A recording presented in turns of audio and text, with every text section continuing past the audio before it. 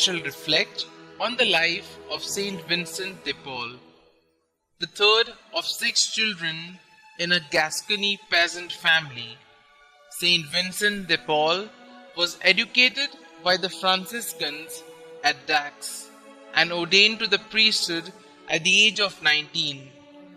5 years later, he was captured and enslaved by Turkish pirates, but made good his escape after 2 years, together with his renegade Christian master, whom he had converted. In the year 1619, King Louis VIII made him General Almoner, whereby he was able to improve the pitiful lot of prisoners in the jails and the slaves in the royal galleys. He established hospitals and by way of bodily and spiritual ministrations won their hearts and converted many. In the year 1626, he founded the Congregation of Priests of the Missions, whereby Vincent and a number of zealous secular priests bound themselves to live in community and devote themselves to the salvation of poor country people. The direction of seminaries, which they undertook at the request of certain bishops, proved so successful that at the outbreak of the French Revolution, they were in charge of 1/3 of all such institutions in France.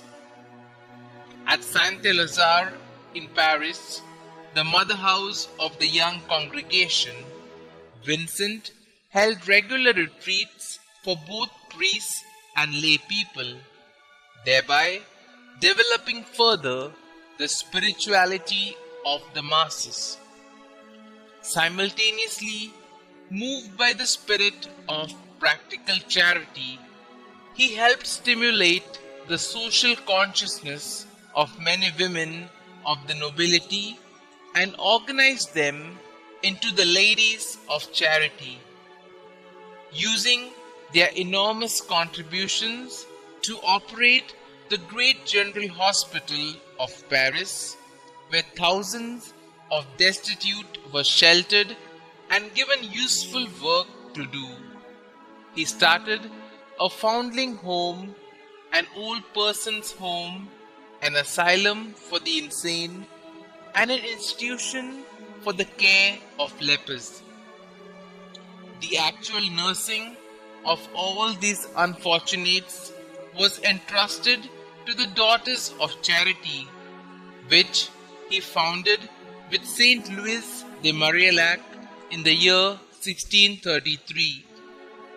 Several hundred young women were sheltered from roving soldiery by this new congregation.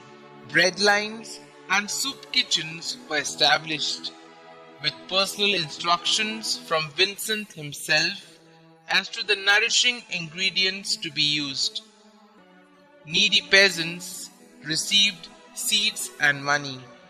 To the 30,000 Christian slaves held in Tunis, Algiers, and Bizerta, Vincent sent priests and brothers who not only saw to their spiritual needs and gave missions, but acted as agents and messengers for their families. During his lifetime, they ransomed 1,200 slaves by paying the equivalent of over $6 million, which Vincent had collected. Humble to the core, he shunned all publicity, his eminently practical mind placing unlimited trust in divine providence and complete distrust in himself. Indeed, the piety he practiced was simple, non-mystical, Christocentric, and action-oriented.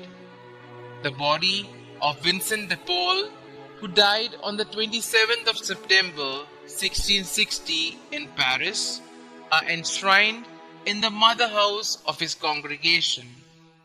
He was beatified in 1729, canonized in 1737 by Pope Clement II, and declared patron of all societies devoted to the works of charity by Pope Leo XIII.